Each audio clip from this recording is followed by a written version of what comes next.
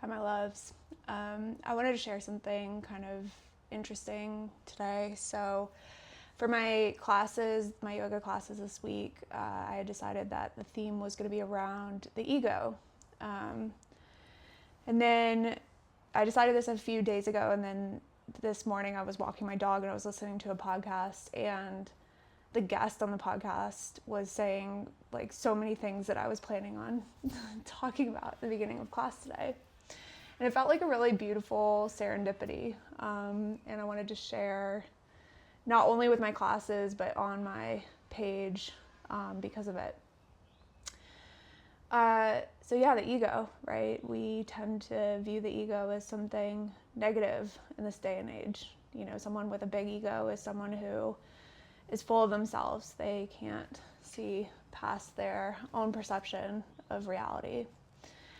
And in spiritual and plant medicine practices, a lot of people try to strive for what they call an ego death. So completely losing that sense of self and tuning into the collective, hive mind or whatever you'd want to call it.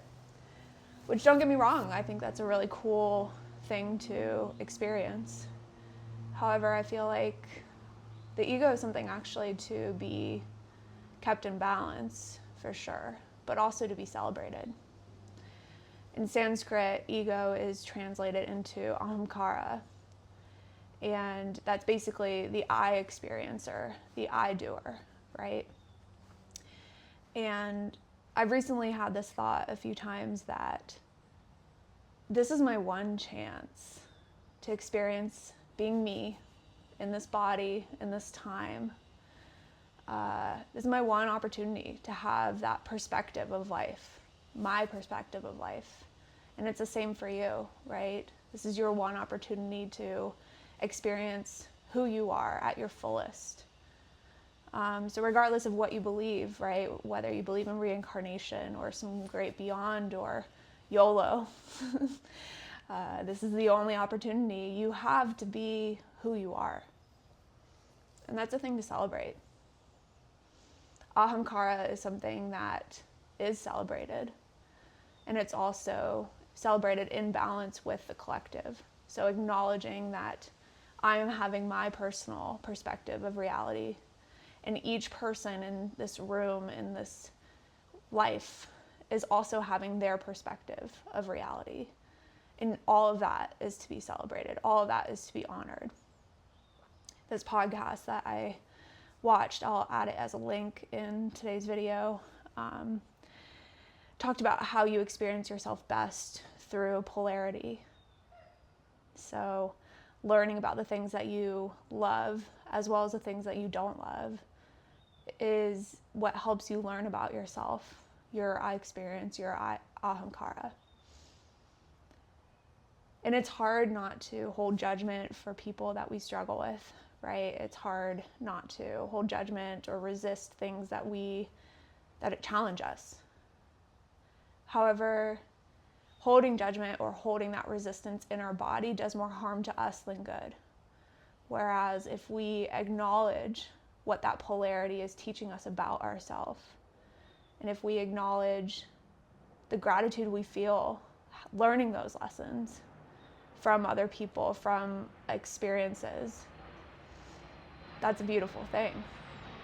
And so finding gratitude within those challenges, within that judgment or crunchiness in our body, helps release a lot of that tension that we hold.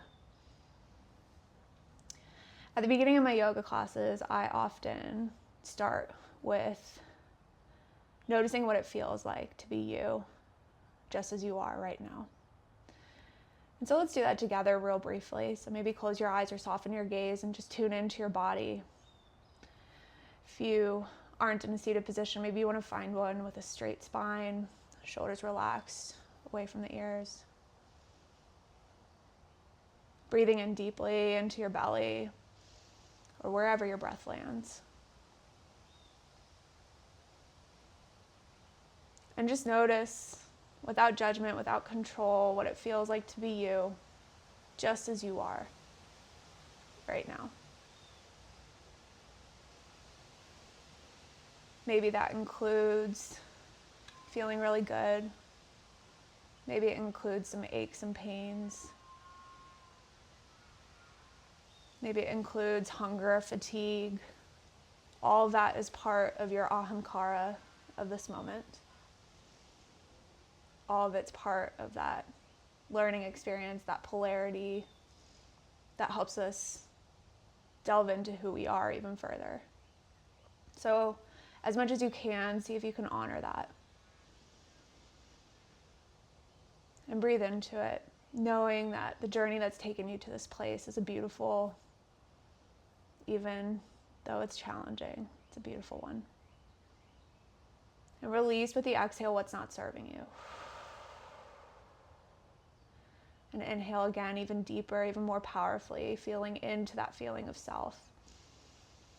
Your Ahamkara, your experience. Holding at the top of the inhale and feeling that fully in your body with the hold. And then releasing what's not serving you with the exhale. Let's do that one more time. Inhale, you just as you are right now. Honoring that, feeling gratitude if you can.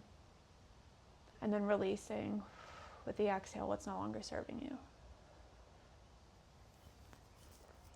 That's it for today's practice. I did want to quickly say, in honor of the ego, I started Wildflower Yin after finishing my yoga teacher training. And my intention was to post my flows, my yin, and stuff like that. And I've been teaching classes every Thursday night in Atlanta. Shout out to Element Yoga. But then I became pregnant, which is a beautiful, wonderful journey. But it did make me question what I wanted to do with this page, right? I didn't really want to become a pregnancy page. And I also, ego-wise was kind of like, I didn't really want to show off my body right now, which is not something that I'm super proud of, but it's true, right? So I'm just saying that because I may be sharing my practices in the near future. I'm not sure. I do love doing these little intros that I give in class. So that's something I hope to share more of.